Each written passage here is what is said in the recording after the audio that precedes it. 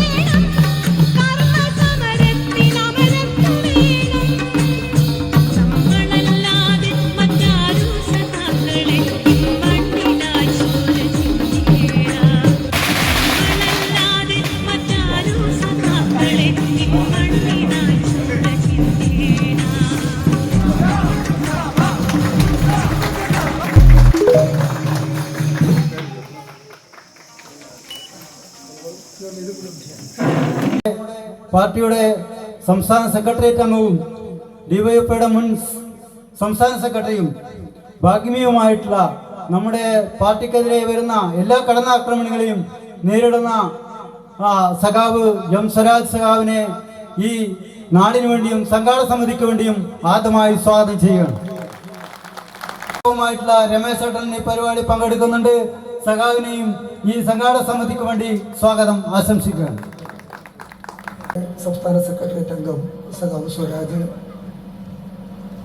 നിർവഹിച്ചു കഴിഞ്ഞു. കഴിഞ്ഞ കുറച്ച് വർഷക്കാലമായി സ്വന്തം ഓഫീസ് എന്ന ആശയം ബ്രാഞ്ചിലെ സഖാക്കൾ ഉയർത്തുകയും അതിൻ്റെ അടിസ്ഥാനത്തിൽ അതിനുവേണ്ടി ആവശ്യമായ ധനസമാഹരണം നടത്തി പ്രവൃത്തി തുടങ്ങി അത് പൂർത്തീകരിച്ച് ഏതാനും മാസങ്ങളായി ഉദ്ഘാടനത്തിന് വേണ്ടി കാത്തിരിക്കുകയായിരുന്നു.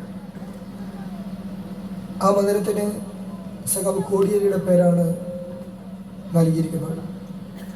നമുക്കെല്ലാവർക്കും അറിയാം, സഖാവ് കോടിയേരി കേരളത്തിലെ CPM-ൻ്റെ സംസ്ഥാന സെക്രട്ടറി ആയിരുന്നു, പോളിറ്റ് ബ്യൂറോ അംഗമായിരുന്നു.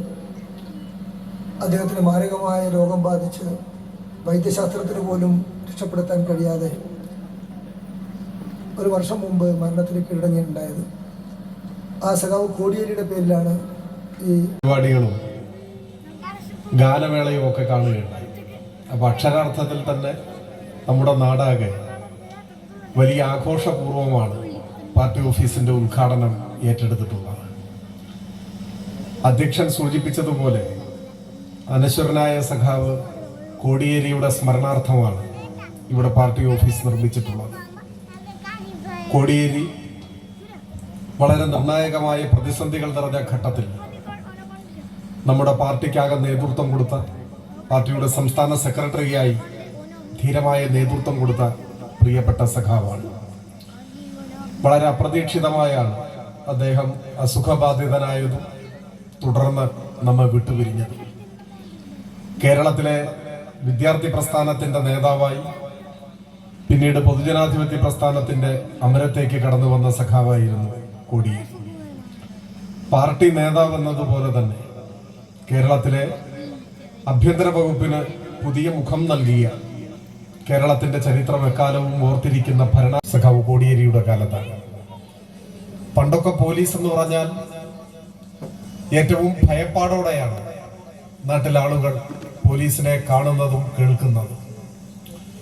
എന്നാൽ ആധുനിക കാലത്ത് പോലീസിനെ അങ്കിൾ എന്നാണ് അഭിസംബോധന ചെയ്യുന്നതെന്ന് എവിടെയോ വായിച്ചതായിട്ട് ഓർക്കുന്നുണ്ട്. എല്ലാ കാര്യത്തിലും ജനങ്ങളെ സഹായിക്കുന്ന സേവനത്തിന്റെ മുഖമാണ് ലോകത്തിലെ പല രാജ്യങ്ങളിലും ഇപ്പോൾ പോലീസുള്ളത്. ആ കാലഘട്ടത്തിന്റെ മാറ്റങ്ങളെ ശരിയായി പ്രതിഫലിപ്പിക്കുന്ന വിധമാണ് കേരളത്തിൽ ജനമൈത്രി പോലീസ് എന്ന സംവിധാനം ആരംഭിച്ചത്. ഒപ്പം സ്റ്റുഡൻസ് പോലീസ് കേഡറ്റ് കേരളത്തിൽ ഭരണരംഗത്തും പാർട്ടിയുടെ നേതാവായി കാലത്തിന്റെ കൈകൾക്ക് മായ്ച്ചു കളയാനാവാത്ത അടയാളങ്ങൾ തീർത്ത പ്രിയങ്കരനായ ലേഖനത്തിന്റെ ലക്ഷ്യം. സത്യത്തിൽ മാതൃഭൂമിക്ക് പരമ അബദ്ധമാണ് പറ്റിയത്. എന്തുകൊണ്ട്? മാതൃഭൂമി കണക്കാക്കിയതിനേക്കാൾ അതിന്റെ എത്രയോ മടങ്ങ് സ്വത്താണ് സത്യത്തിൽ CPIM ഉള്ളത്. ആ സ്വത്ത് കെട്ടിടവും ഭൂമിയും സ്ഥാപനങ്ങളുമല്ല, അതിനേക്കാളെല്ലാം വലിയ സ്വത്ത്, ഒരുപക്ഷെ മറ്റൊരു രാഷ്ട്രീയ പാർട്ടിക്കും അവകാശപ്പെടാനാവാത്ത സ്വത്ത്, സമരമുഖങ്ങളിൽ സ്വന്തമെന്ന വാക്കുമറന്ന് ഈ ചെമ്പതാകെ ജീവനേക്കാൾ വലുതായി കരുതുന്ന നിസ്വാർത്ഥരായ സാധാരണക്കാരായ ലക്ഷക്കണക്കിന് പാർട്ടി സഖാക്കളാണ്.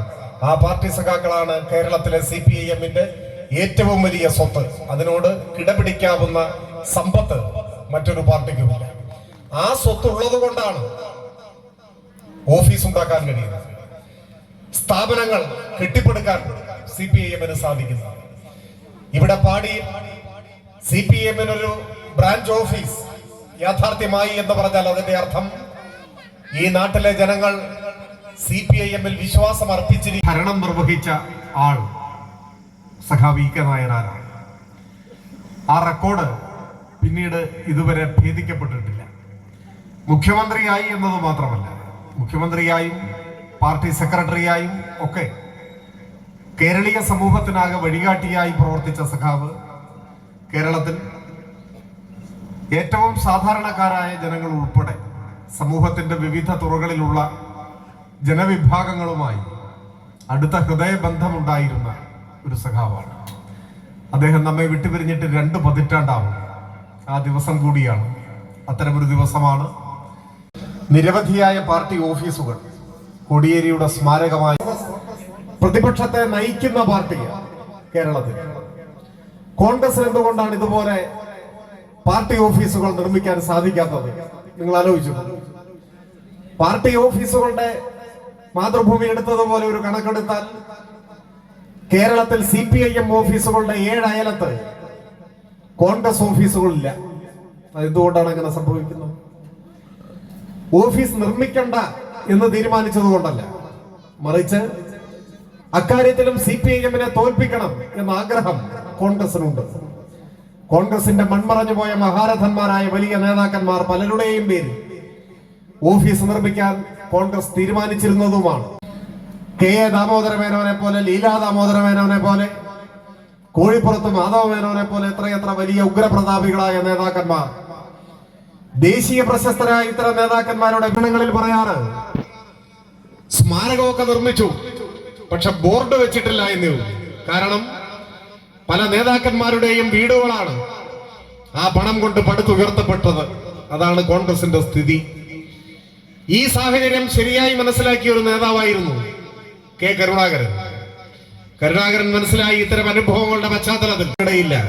അതുകൊണ്ടോ ദീർഘവീക്ഷണം ഉണ്ടായിരുന്ന കരുണാകരൻ അദ്ദേഹം ജീവിച്ചിരിക്കുന്ന സമയത്ത് തന്നെ അദ്ദേഹം മുൻകൈയെടുത്ത് അദ്ദേഹത്തിന് ഒരു സ്മാരകം ഉണ്ടാക്കി.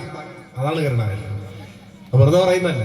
നിങ്ങൾ തൃശ്ശൂരിൽ പോയാൽ കാണാം K. കരുണാകരൻ സപ്തതി സ്മാരക മന്ദിരം. കരുണാകരൻ 70 വയസ്സായപ്പോ കരുണാകരന്റെ ആഗ്രഹപ്രകാരം അദ്ദേഹം തന്നെ നേതൃത്വം കൊടുത്ത് സ്വന്തം സ്മാരകം ഉണ്ടാക്കാൻ മറ്റാരുടെയും സഹായം വേണ്ട എന്ന നിലയിൽ ആ സ്മാരകം അവിടെ യാഥാർത്ഥ്യമാക്കി. പക്ഷെ കരുണാകരൻ ശരിയായിരുന്നു. കാരണം അദ്ദേഹം വിട പറഞ്ഞിട്ട് ഇപ്പൊ എത്രയോ വർഷം കഴിഞ്ഞു. സ്മാരകം നിർമ്മിക്കാൻ KPCC തീരുമാനിച്ചു. 2 or 3 തവണ പണപ്പിരിവ് നടത്തി. കെ കരുണാകരൻ സ്മാരക മന്ദിരത്തിന്റെ തറക്കല്ലിടാൻ പോലും ഇതുവരെ സാധിച്ചിട്ടില്ല. ഈ അഴിമതിയുടെ പങ്കുപറ്റികളായി കോൺഗ്രസും മാറി, ഇന്ത്യയിലെ പല പ്രാദേശിക പാർട്ടികളും മാറി. കോടിക്കണക്കിന് രൂപ കിട്ടുന്ന പരിപാടിയാണ്. ഇലക്ട്രൽ ബോണ്ട് പ്രഖ്യാപിച്ച ദിവസം തന്നെ CPIM നിലപാട് പറഞ്ഞു. CPIM പറഞ്ഞു ഇത് അഴിമതിയാണ്, ഇത് കള്ളപ്പണ കച്ചവടമാണ്. ഈ അഴിമതി പണത്തെ ഞങ്ങൾ കൈകൊണ്ട് തൊടില്ല, അത് നമ്മുടെ നിലപാടാണ്. ഇലക്ട്രൽ ബോണ്ട് സ്വീകരിക്കില്ല. ഇലക്ട്രൽ ബോണ്ടിന്റെ പേരിലുള്ള കോടികൾ CPIM-ന് വേണ്ട എന്ന നിലപാട് സ്വീകരിക്കുക മാത്രമല്ല, ഇന്ത്യയുടെ ചരിത്രത്തിലെ ഏറ്റവും വലിയ ഈ അഴിമതിക്കെതിരായി നിയമയുദ്ധം നടത്തും എന്ന് നമ്മൾ തീരുമാനിച്ചു. നമ്മൾ സുപ്രീം കോടതിയിൽ പോയി. അത് ഇന്ത്യയിലെ ജനങ്ങൾ അറിയണ്ട എന്നാണ് ദൂരദർശൻ തീരുമാനിച്ചത്. ഇലക്ട്രൽ ബോണ്ട് എന്താണെന്ന് ഞാൻ വിശദീകരിക്കേണ്ട കാര്യമില്ല. നമ്മുടെ നാട്ടിലാകെ ജനങ്ങൾ ചർച്ച ചെയ്തതാണ്. മാധ്യമങ്ങൾ ചർച്ച ചെയ്യാൻ വൈമുഖ്യം കാണിക്കുമ്പോഴും ജനങ്ങൾ ചർച്ച ചെയ്ത കാര്യമാണ്. അതുകൊണ്ട് ഞാൻ അതാകെ സമയമെടുത്ത് വിശദീകരിക്കുന്നില്ല. സ്വാതന്ത്ര്യാനന്തര ഇന്ത്യ കണ്ട ഏറ്റവും വലിയ രാഷ്ട്രീയ അഴിമതി അതാണ് ഇലക്ട്രൽ ബോണ്ട്. ഇന്ത്യയിലെ കള്ളപ്പണക്കാരും വ്യവസായികളും ഒക്കെ ആയിട്ടുള്ള കുബേരന്മാർ കോടാനുകോടി രൂപ രാഷ്ട്രീയ അധികാരത്തെ ഭയന്ന് BJPക്ക് കൊടുക്കാനായി ഉണ്ടാക്കിയ ഒരു ഔദ്യോഗിക സംവിധാനമാണ് ഇലക്ട്രൽ ബോണ്ട്. ലോക്സഭാ തെരഞ്ഞെടുപ്പിന്റെ പശ്ചാത്തലത്തിൽ ദേശീയ പാർട്ടികളുടെ നേതാക്കന്മാരുടെ പ്രസംഗങ്ങൾ ദൂരദർശനിലും റേഡിയോയിലുമെല്ലാം സംപ്രേഷണം ചെയ്യാറുണ്ട്. അത് വ്യവസ്ഥാപിതമായി പിന്തുടർന്നു വരുന്ന ഒരു കാര്യമാണ്. അപ്പൊ അങ്ങനെ ജനങ്ങളെ അഭിസംബോധന ചെയ്ത സീതാറാം യെച്ചൂരി അദ്ദേഹത്തിന്റെ പ്രസംഗത്തിലെ ചില ഭാഗങ്ങൾ കേന്ദ്ര സർക്കാരിന്റെ രാഷ്ട്രീയ അധികാരം ദുർവിനിയോഗം ചെയ്തുകൊണ്ട് വെട്ടിമാറ്റിയിരിക്കുകയാണ്. CPIM ജനറൽ സെക്രട്ടറിയുടെ പ്രസംഗത്തിലെ പരാമർശങ്ങളിൽ ചിലത് ദൂരദർശൻ നീക്കം ചെയ്യും. ഏത് പരാമർശമാണ്? ഇന്ത്യ ഗവൺമെന്റിനെതിരായ വിമർശനം ഒന്ന്, അത് വെട്ടിമുറിച്ചു. എന്നാൽ CPIM-നെ സംബന്ധിച്ചിടത്തോളം രാഷ്ട്രീയമായി യോജിപ്പില്ലാത്തവർക്ക് പോലും അറിയാം, ഏതാവശ്യത്തിനു വേണ്ടിയും CPIM ജനങ്ങളെ സമീപിക്കുന്നുവോ അങ്ങനെ ശേഖരിക്കുന്ന പണം 1 രൂപ പോലും വൃഥാവിലായി പോവില്ല, പാഴായി പോവില്ല, ആരുടെയും കീശയിലേക്ക് പോവില്ല. എന്താവശ്യത്തിന് വേണ്ടിയാണോ പണം പിരിക്കുന്നത് ആ ആവശ്യം നിർവഹിക്കും എന്നത് മലയാളികളുടെ രക്തത്തിൽ അലിഞ്ഞു ചേർന്ന ഒരു വിശ്വാസമാണ്. രൂപ കിട്ടി. നമ്മളും വാങ്ങാൻ തീരുമാനിച്ചിരുന്നെങ്കിൽ 100 കണക്കിന് കോടി രൂപ നമ്മുടെ പാർട്ടി അക്കൗണ്ടിലേക്ക് വരുമായിരുന്നു. ആരിൽ നിന്ന് വാങ്ങിയെന്നോ എത്ര വാങ്ങിയെന്നോ ആരെയും കണക്ക് ബോധിപ്പിക്കണ്ട. അതാണ് ഇലക്ട്രൽ ബോണ്ടിന്റെ പ്രത്യേകത. ആര് തന്നു, എത്ര തന്നു, എന്തിനു തന്നു, മിണ്ടണ്ട. രഹസ്യമായ ഇടപാടാണ്.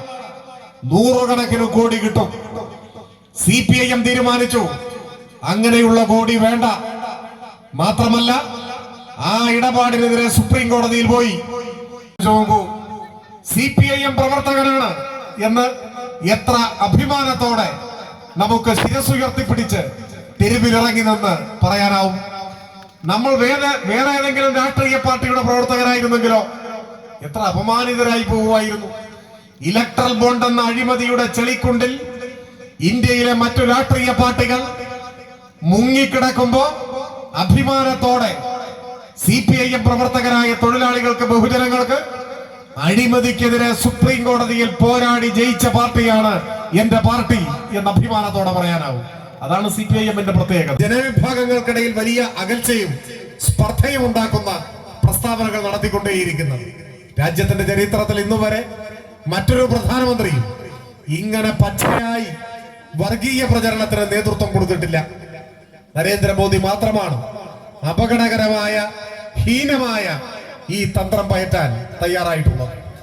BJPക്ക് മുൻപും പ്രധാനമന്ത്രി ഉണ്ടായിട്ടുണ്ട്. വാജ്പേയി ഇന്ത്യയുടെ പ്രധാനമന്ത്രിയായിരുന്നു. വാജ്പേയി പക്ഷേ ഒരിക്കലും തെറ്റായ നിലപാടുകൾ സ്വീകരിച്ച രാഷ്ട്രീയ പാർട്ടിയുടെ ഭാഗമായാണ് അദ്ദേഹം നിന്നതെങ്കിലും ഇങ്ങനെ പച്ചയായ വർഗീയത തെരഞ്ഞെടുപ്പിന്റെ ഘട്ടത്തിൽ സമുദായ ധ്രുവീകരണം, മത ധ്രുവീകരണം ലക്ഷ്യമിട്ട് പറഞ്ഞിട്ടില്ല.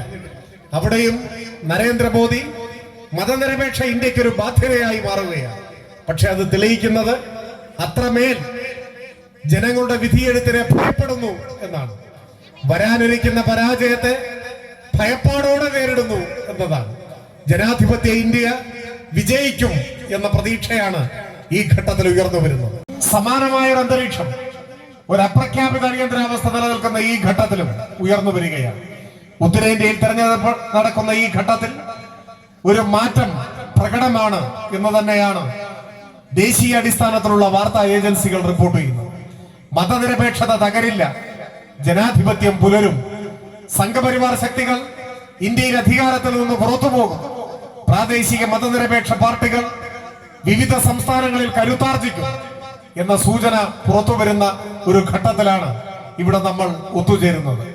ഈ അവസരത്തിൽ മതനിരപേക്ഷത ശക്തിപ്പെടുത്താൻ, നമ്മുടെ രാജ്യം ശിഥിലമായി പോകാതിരിക്കാനും, തൊഴിലെടുക്കുന്ന എല്ലാ ജനവിഭാഗങ്ങളെയും അണിനിരത്തിക്കൊണ്ട് നമ്മുടെ പാർട്ടി ഭാവിയിലും ഏറ്റെടുക്കുന്ന എല്ലാ ക്യാമ്പയിനുകളിലും സമര പ്രക്ഷോഭങ്ങളിലുമെല്ലാം വർദ്ധിത വീര്യത്തോടെ. റെയിൽവേ സ്റ്റേഷന്റെ എണ്ണം 400 ആണ് കേട്ടോ. 400 റെയിൽവേ സ്റ്റേഷനാണ് വിറ്റത്. 23 പൊതുമേഖലാ സ്ഥാപനങ്ങളാണ് വിറ്റത്. അതിൽ റോഡ് മുതൽ വിമാനത്താവളം വരെ വരും എന്നതാണ്. ഇതെല്ലാം നമുക്ക് അറിയാവുന്ന കാര്യം, ഞാൻ വിശദീകരിക്കുന്നില്ല. വിൽക്കാനുണ്ട് സ്വപ്നങ്ങൾ എന്ന് പണ്ട് സിനിമയുടെ പേര് കിട്ടുന്നു അല്ലെ. എന്താണ് വിൽക്കാനുള്ളതിന്, ബാക്കി എന്താണ് വിത്തിന് വെച്ചതുപോലെ എടുക്കില്ല, അറിയില്ല, അതുപോലെ എടുത്തു, എല്ലാം വിറ്റു കാശ്. എന്നാൽ തെരഞ്ഞെടുപ്പ് ആരംഭിച്ചതിന് ശേഷമുള്ള ഇപ്പൊ അവസാനിക്കുമ്പോൾ കാണുന്ന മോഡിയുടെ ഒരു ബോഡി ലാംഗ്വേജ് ഉണ്ട്, മനസ്സിലായ? 400 പോയിട്ട് ഭരണത്തിൽ ഏറാൻ കഴിയുമോ എന്ന സംശയം നിലയിലേക്കാണ് കാര്യങ്ങൾ പോകുന്നത്. അത്രമാത്രം BJP ജനങ്ങൾ വെറുത്തു കഴിഞ്ഞിരിക്കുന്നു. കഴിഞ്ഞ രാഷ്ട്രീയ അന്തരീക്ഷമല്ല ഇന്നത്തത്.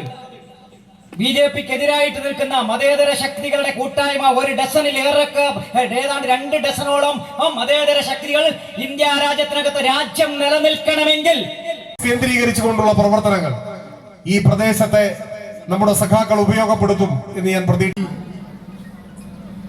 ഈ നാടിൽ നമ്മെ സംശയിക്കുന്ന ഒരു വ്യക്തിയും ഒരു കുടുംബവും ഉണ്ടാകാൻ പാടില്ല.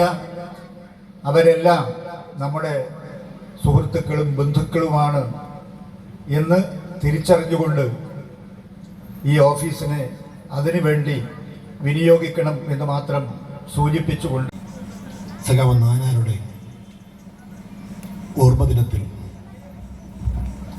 ഉദ്ഘാടനം ചെയ്യുകയും ചെയ്ത ഈ ഓഫീസിൻ്റെ പ്രവർത്തനങ്ങൾ നേരത്തെ ഉദ്ഘാടനം ചെയ്ത സഖാവ് സ്വരാജ് സൂചിപ്പിച്ചതുപോലെ ഒരു നാടിൻ്റെ ഇൻഫർമേഷൻ സെൻ്ററായിട്ട് ഈ ഓഫീസിനെ മാറ്റി ഈ നാടിൻ്റെ എല്ലാ തരത്തിലുള്ള പ്രവർത്തനങ്ങളിലും ഈ ഓഫീസിനെ ഉപയോഗപ്പെടുത്തണമെന്ന് മാത്രം അഭ്യർത്ഥിച്ചുകൊണ്ട് ഈ ഓഫീസിൻ്റെ പ്രവർത്തനങ്ങൾക്ക് നേതൃത്വം കൊടുത്ത എല്ലാവരെയും അഭിവാദ്യം ചെയ്തുകൊണ്ട് അവസാനിപ്പിക്കുകയാണ്.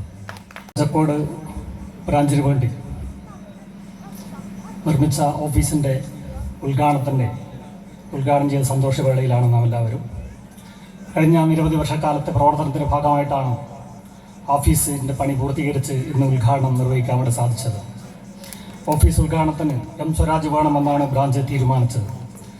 സ്വരാജിനെ നമുക്ക് കിട്ടി. സന്തോഷത്തോടെ അതിൻ്റെ ഉദ്ഘാടനം പൂർത്തീകരിച്ചിരിക്കുകയാണ്. ഉദ്ഘാടനത്തോടനുബന്ധിച്ച് നിരവധി കലാപരിപാടികൾ വൈകുന്നേരം നടക്കാൻ വേണ്ടി പോവുകയാണ്.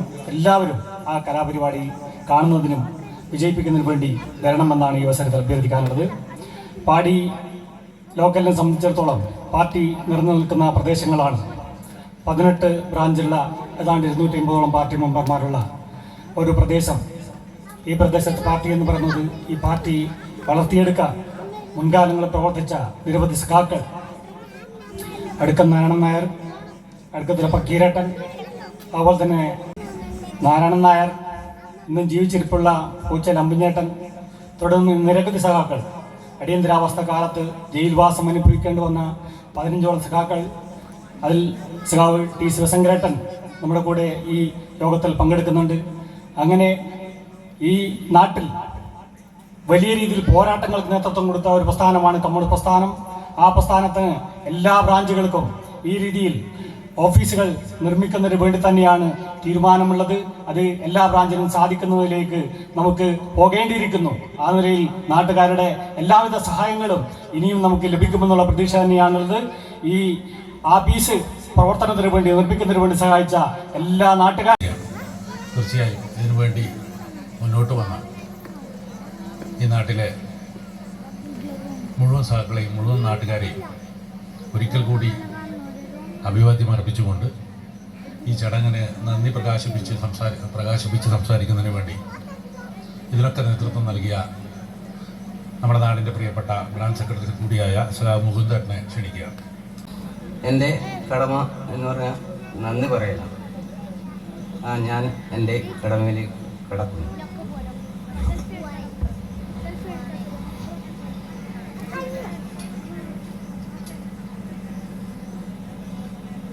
ഈ പരിപാടിയിൽ അധ്യക്ഷം വഹിച്ച സഖാവ് CH കുഞ്ഞമ്പു MLA സംഘാടക സമിതിയുടെ പേരിലും എൻ്റെ പേരിലും നന്ദി അറിയിക്കുന്നു. അതുപോലെ തന്നെ ഈ പാർട്ടി ഓഫീസ് ഉദ്ഘാടനം ചെയ്ത സഖാവ് M സ്വരാജ് CPIM സംസ്ഥാന സെക്രട്ടേറിയറ്റ് അംഗത്തെയും ഞാൻ എൻ്റെ സംഘാടക സമിതിയുടെ പേരിലും എൻ്റെ ഹൃദയത്തിൻ്റെ പേരിലും നന്ദി അറിയിക്കുന്നു. അതുപോലെ തന്നെ ഈ ഫോട്ടോ അനാച്ഛാദനം ചെയ്ത സഖാവ് KM Muhammad Haneefa secretary CPIM Kasaragod area committee അദ്ദേഹത്തെയും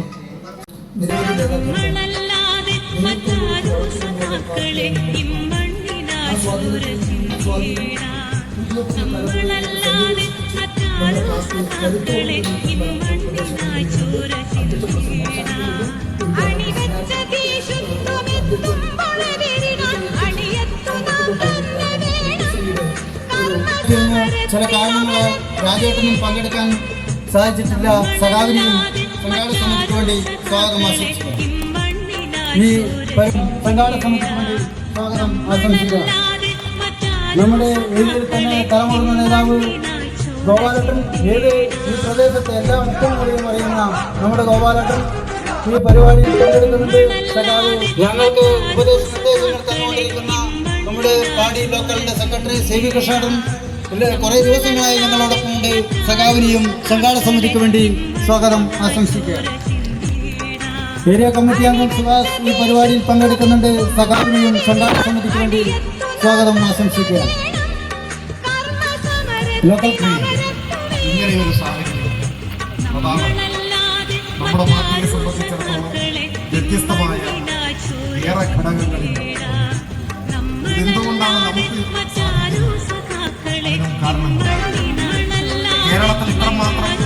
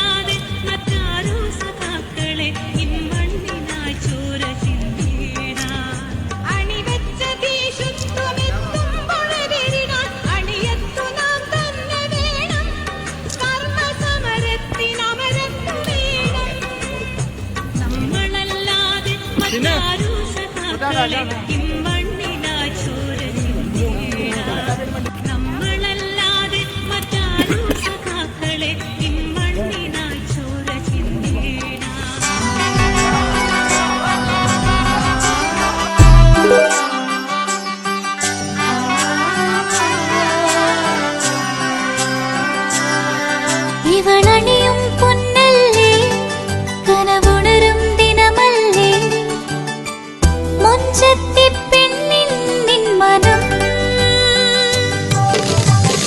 പെണ്ണഴകിനു മിഴിവേകി എന്നെന്നും നിന്നില്ലേ മാറ്റേറും പൊന്നിൻ താരമേ